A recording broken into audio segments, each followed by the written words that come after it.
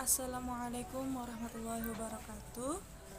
Perkenalkan, saya Mega Salsabila, NIM 11940101089, kelas BKI 4B.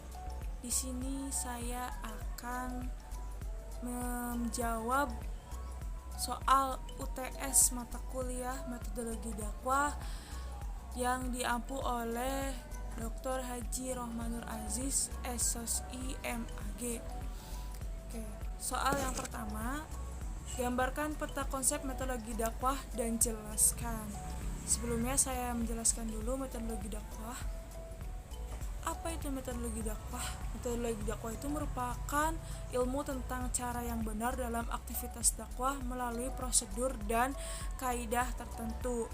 Adapun cara benar yang dimaksud sesuai dengan sumber pedoman dakwah, yaitu Al-Quran dan hadis.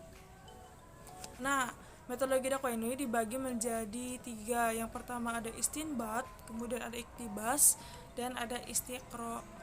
Istinbat sendiri yaitu proses penalaran dalam memahami dan menjelaskan hakikat dakwah dari Al-Quran dan hadis. Nah, kemudian iktibas. Apa itu iktibas? Iktibas adalah proses penalaran dalam memahami dan menjelaskan hakikat atau realitas dakwah dari Islam aktual, historis, atau Islam yang empiris dalam hidup masyarakat. Nah, ilmu-ilmu sosial di sini tuh dipakai sebagai ilmu bantu dalam metode iktibas ini. Kemudian yang ketiga ada istiqro.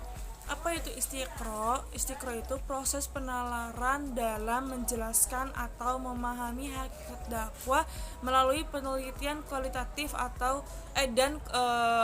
kuantitatif dengan mengacu kepada teori utama dakwah atau istinbat dan teori turunan dari teori utama dakwah, yaitu iktibas. Kemudian kebenaran metodologi dakwah ini merupakan kebenaran yang universal yang memang mengkolaborasi antara wahyu, akal, dan intuisi yang dapat dicapai dengan bayani atau tekstual, irfani atau empirik, dan burhani atau logis. Baik, soal yang kedua yaitu jelaskan pengertian dakwah sebagai aktivitas dan sebagai ilmu.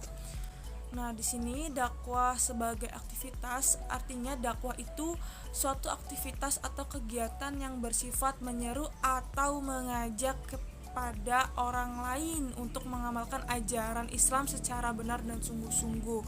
Lalu inti aktivitas dakwah itu apa? Inti aktivitas dakwah itu adalah menyeru pada penyembahan Allah beserta segala aktivitasnya. Kemudian aktivitas dakwah tersebut mesti atau harus dilakukan sesuai dengan seperangkat ilmu yang dikenal dengan ilmu dakwah. Nah, di sini gitu, apa pengertian dakwah sebagai ilmu atau yang dikumpulkan menjadi ilmu dakwah. Apa itu ilmu dakwah? Ilmu dakwah merupakan ilmu yang membahas tentang berkaitan dengan seluk-beluk pengetahuan ilmu dakwah, metode dakwah, unsur-unsur dakwah, dan lain sebagainya. Jadi secara garis besar itu ilmu dakwah adalah ilmu yang membahas seluruh aspek yang berkaitan tentang dakwah. Nah, dakwah keberadaannya itu lebih menekankan pada aspek praktek atau operasional, sedangkan ilmu dakwah ini membicarakan dakwah dari sudut teoritis atau konsep keilmuan yang dapat dijadikan sebagai acuan dalam pelaksanaan aktivitas dan pengembangan dakwah. Pertanyaan selanjutnya yaitu cari dan tulis 5 ayat utuh beserta terjemahannya yang eksplisit menyebutkan nama dakwah. Bismillahirrahmanirrahim.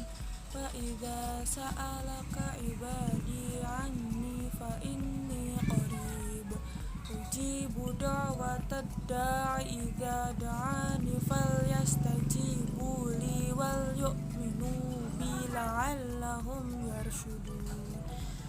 Artinya, dan apabila hamba-hambaku bertanya kepadamu Muhammad tentang aku, maka sesungguhnya aku dekat.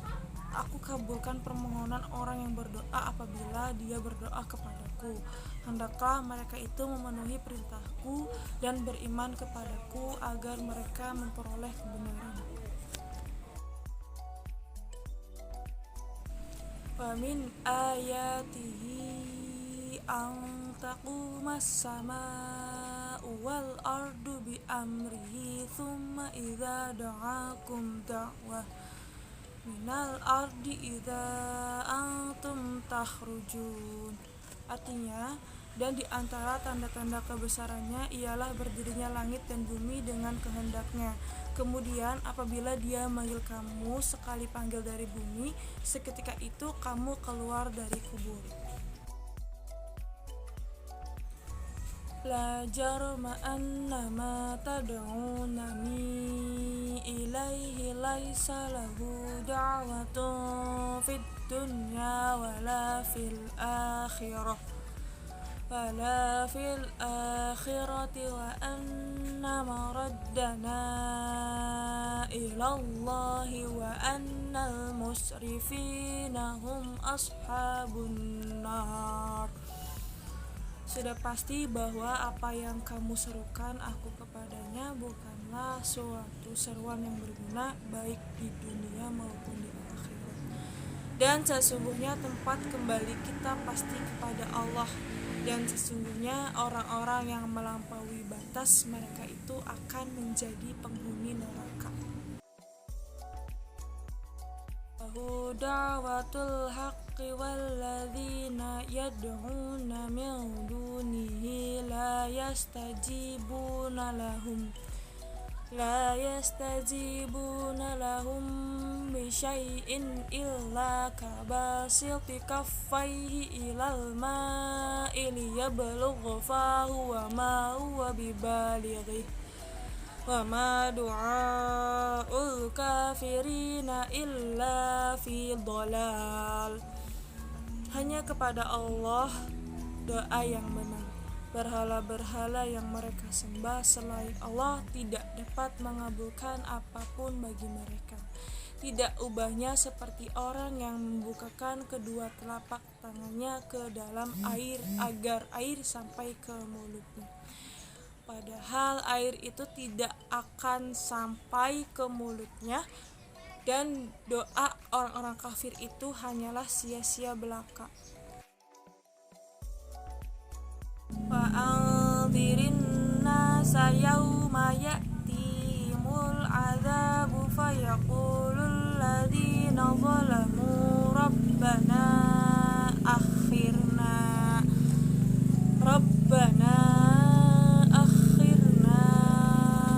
ila ajalin qarib nujib da'wataka wa nattabi'ir rusula awalam takunu aqsamtum min qablu ma lakum min zawal. Artinya, dan berikanlah peringatan Muhammad kepada manusia pada hari ketika azab datang kepada mereka. Maka orang yang zalim berkata, ya Tuhan kami, berilah kami kesempatan kembali ke dunia walaupun sebentar. Niscaya kami akan mematuhi seruan Engkau dan akan mengikuti rasul-rasul.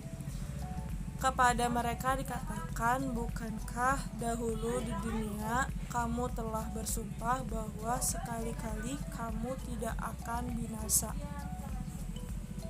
Pertanyaan ketujuh yaitu, apa perbedaan mendasar antara ilmu komunikasi, ilmu dakwah, dan ilmu tabligh?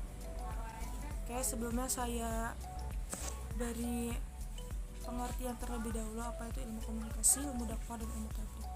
Nah, ilmu komunikasi adalah ilmu yang mempelajari interaksi antara komunikan dan komunikator untuk melakukan pertukaran pesan baik secara verbal atau non-verbal. Nah, sederhananya ilmu komunikasi ini adalah ilmu yang mempelajari komunikasi dan berinteraksi dengan bahasa yang baik nonverbal atau verbal. Nah, terus apa itu ilmu dakwah? Ilmu dakwah adalah ilmu yang membahas tentang yang berkaitan dengan dakwah atau yang berkaitan dengan penyampaian pesan atau memanggil atau mengajak orang untuk beriman dan taat kepada Allah melalui bahasa verbal atau nonverbal. Nah, ilmu tabligh, apa itu ilmu tabligh? Ilmu tabligh adalah ilmu yang mempelajari seluk-beluk yang berkaitan tentang tabligh atau tentang bentuk komunikasi dakwah dengan cara menyampaikan atau menyebarluaskan ajaran Islam melalui mimbar atau media massa dengan sasaran orang banyak atau khalayak. Nah, secara sederhana begini. Ilmu komunikasi itu mempelajari ilmu yang pelajari komunikasi secara keseluruhan atau secara general. Nah, ilmu dakwah itu mempelajari tentang komunikasi dakwah, artinya mengajak orang ke ajaran agama Islam yang baik dan benar. Lalu ilmu tabligh itu mempelajari tentang komunikasi dakwah dengan cara menyampaikannya melalui mimbar atau media massa dengan sasaran orang banyak. Jadi ilmu tabligh ini masuk juga ke ilmu dakwah. Nah, ilmu dakwah ini masuk ke ilmu komunikasi. Bedanya itu di tujuan dan cara lebih terperinci, lebih kecil. Kalau ilmu komunikasi itu lebih universal, ilmu dakwah itu lebih kecilnya lagi atau merupakan bagian ilmu komunikasi. Kemudian ilmu tabligh ini merupakan bagian dari ilmu dakwah dan ilmu komunikasi. Oke, pertanyaan yang terakhir yaitu unsur-unsur dakwah ada 7. Sebutkan dan jelaskan secara ringkas. Oke, yang pertama ada dai atau biasa disebut dengan pelaku dakwah, adalah orang yang melaksanakan dakwah atau yang menyampaikan pesan dakwah secara lisan, tulisan, atau perbuatan.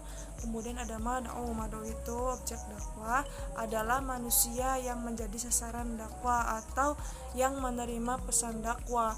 Kemudian ada madah itu artinya materi dakwah adalah masalah isi pesan atau materi yang disampaikan oleh dai kepada mad'u. Kemudian ada wasilah itu media dakwah atau alat yang digunakan untuk menyampaikan pesan dakwah kepada mad'u. Kemudian ada toriko adalah metode dakwah atau suatu cara yang bisa ditempuh untuk mencapai dan menyelesaikan suatu tujuan, rencana sistematis tata pikir manusia yang dalam dakwah gitu, yang ada dalam dakwah. Atau metode dakwah secara ringkasnya, toriko ini metode dakwah. Kemudian ada athar atau efek dakwah. Efek dakwah itu adalah tanda atau keadaan setelah menerima pesan dakwah atau setelah dakwah ini berlangsung, itu namanya athar, efeknya gitu. Kemudian ada tujuan dakwah. Tujuan dakwah itu suatu tujuan yang hendak dicapai dalam menjalankan dakwah pada saat itu juga. Mungkin cukup sekian jawaban UTS metodologi dakwah yang bisa saya jawab, kurang lebihnya mohon maaf. Wassalamualaikum warahmatullahi wabarakatuh.